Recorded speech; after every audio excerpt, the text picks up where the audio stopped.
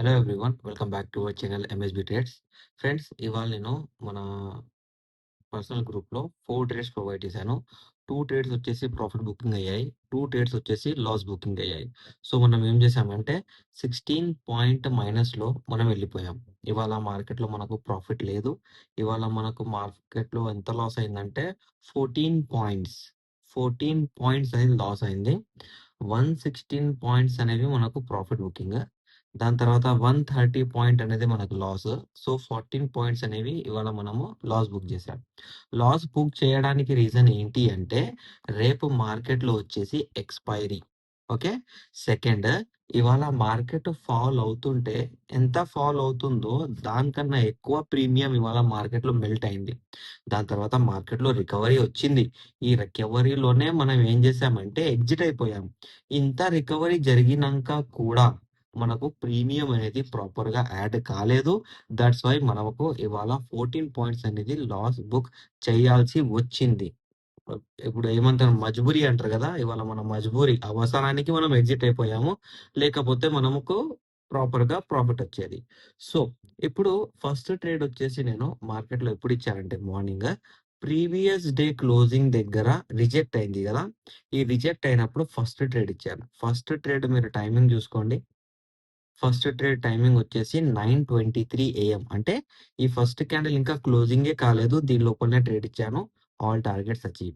దాని తర్వాత second trade ఎప్పుడు ఇచ్చాను? 9:55 ఏఎం. అంటే ఇక్కడ ఫాల్ అయిన తర్వాత ఇమ్మీడియేట్‌గా సెల్లింగ్‌లో ఇండిసిజన్ క్యాండిల్ వచ్చింది కాబట్టి ఇక్కడ ట్రేడ్ ఇచ్చాను. అండ్ ఇమ్మీడియేట్‌గా ఇక్కడ కూడా second trade profit booking. Third trade వచ్చేసి ఎప్పుడు ఇచ్చానంటే, మన ఫస్ట్ క్యాండిల్ ఉంది గదా!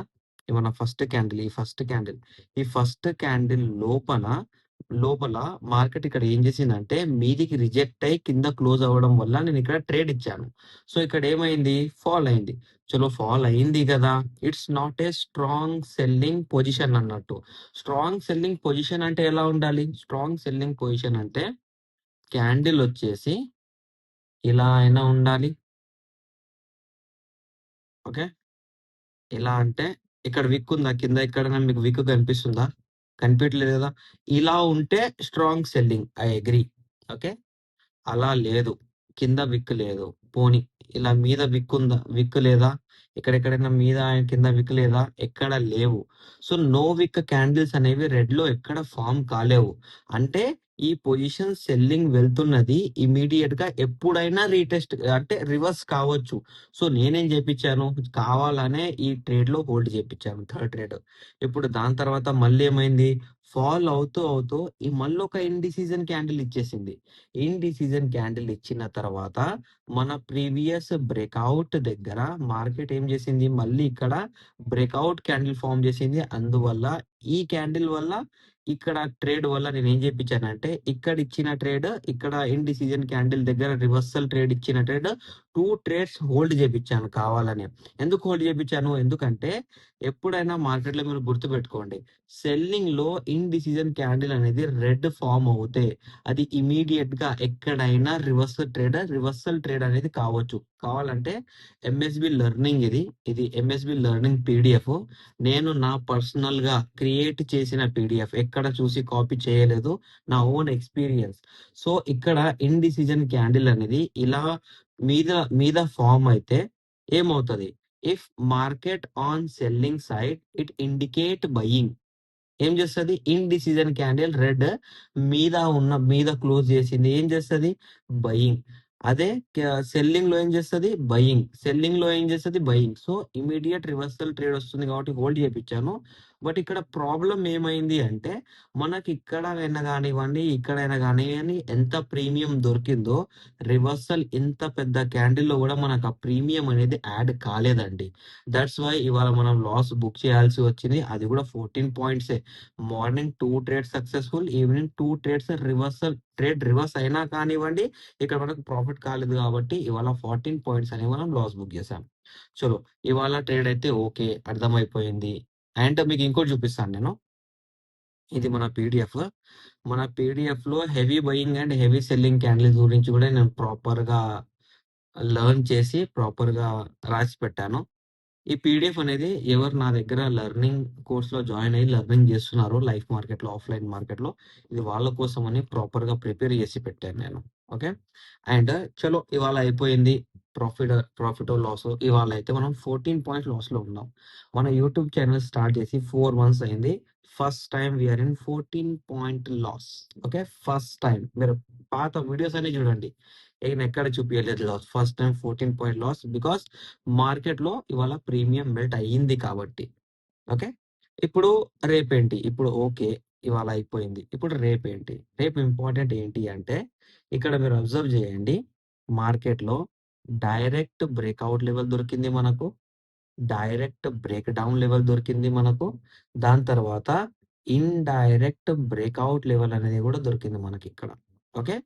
And direct break down level ఇక్కడ గూడా ఉంది. బట్ ఈ లెవెల్ దగ్గరుంది గాబట్టి మనకు మ్యాటర్ ఏం చేస్తది అంటే, ఈ లెవెల్ బ్రేక్ డౌన్. ఎందుకంటే ఆల్రెడీ బ్రేక్ డౌన్ లెవెల్ ఇచ్చిన తర్వాత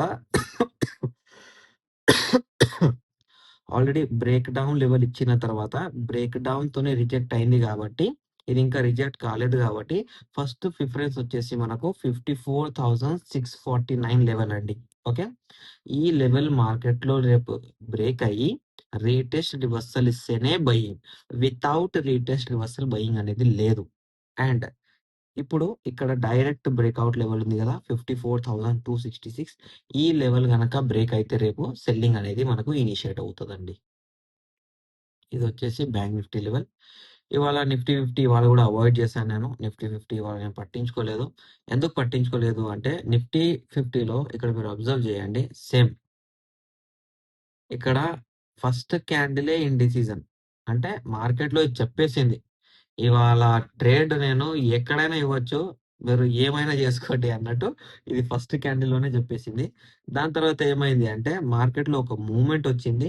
రీసెంట్ బ్రేక్ డౌన్ లెవెల్ దగ్గర నుండి ఇది రిజెక్ట్ అయింది. ఓకే. రిజెక్ట్ అయిన తర్వాత ఇప్పుడు ఎక్కడికెళ్ళైనా రిజెక్ట్ కావచ్చు గదా!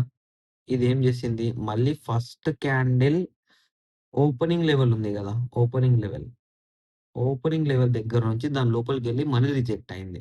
సో, ఇక్కడ 2 రిజెక్షన్స్‌లో మనకు ఇంపార్టెంట్ అయిన రిజెక్షన్ వచ్చేసి 24,714 సెకండ్ వచ్చేసి ఇవాళటి క్లోజింగ్. థర్డ్ వచ్చేసి టుడేస్ న్యూ బ్రేక్‌ఔట్ లెవెల్.